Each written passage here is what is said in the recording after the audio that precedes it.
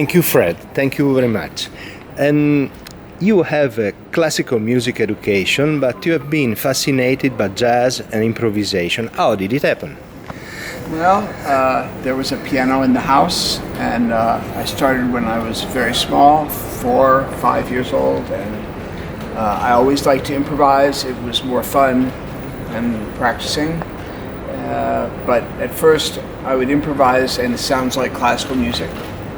And then when I'm 17, I really discovered jazz, and I thought, wow, this is a great language for improvisation. And I'm from a city not unlike Torino, Cincinnati, medium-sized city, maybe 500,000-600,000, and lots of great older jazz musicians. So I learned on the bandstand, hanging out, listening to records, smoking dope. It was a great way to learn, and not in a formal school way, but just to learn in the oral tradition, by listening, trying things, playing with people that were better than me, and that's how you get better. And what is making you happy with music in this period?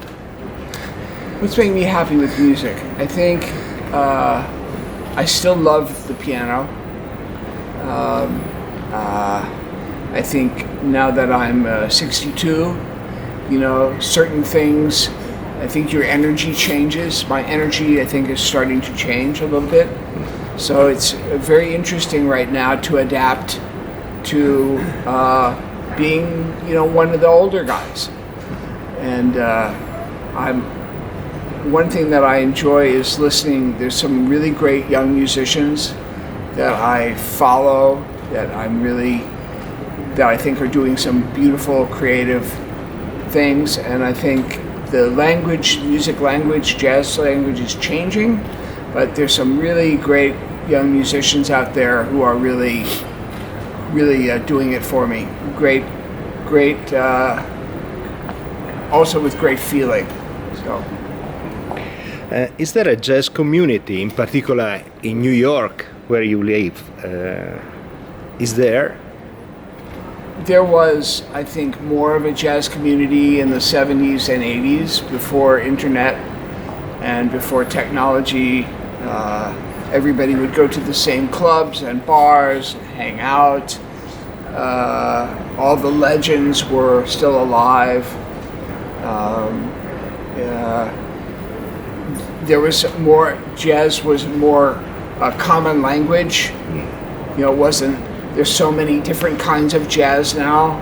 But back then, it was mostly acoustic and mostly a certain, more or less certain style. There were some different styles, but not so many. But I felt back then that it was not polarized. The older musicians, young musicians, black, white, everybody was very friendly. And now I think there are less clubs in New York, less places to play, less places to socialize.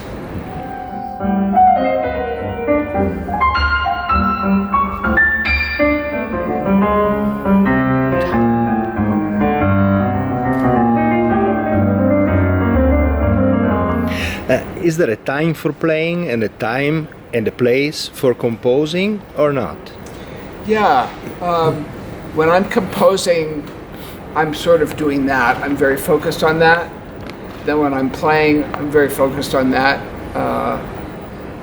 But if I'm doing a big project, I'm really super focused on that. The playing, I don't practice so much, but I just want to keep my skills up, so I feel good when I play.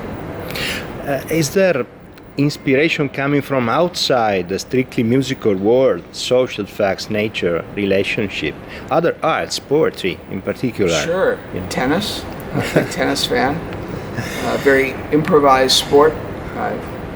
Personalities. I like the personalities. I like the unpredictability of it.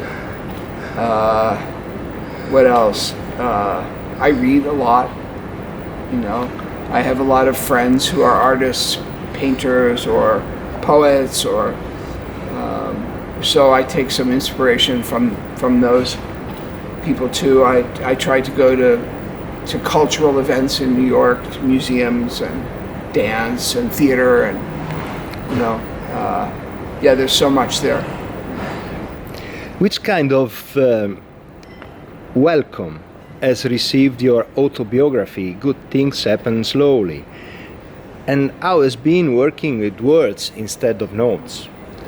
Well, the reception has been really great. Reviews, amazing. I think many people have written me that they really felt something from my story. It felt like a good time in my life to write about how I got here, knowing that hopefully I still have another 10 or 15 or 20 years to go. It was a lot of work. I will never do it again. It took almost 2.5 years from beginning to end. I like words. I like to write. I had a great editor and great support, and I'm really glad I did it. I like words. When I play a standard song, I always know the words. Very important to me. So yeah, I'm definitely. I feel like I have a connection to the printed word. Yeah. Thank you very much, Fred. Wow. Thanks a lot. Grazie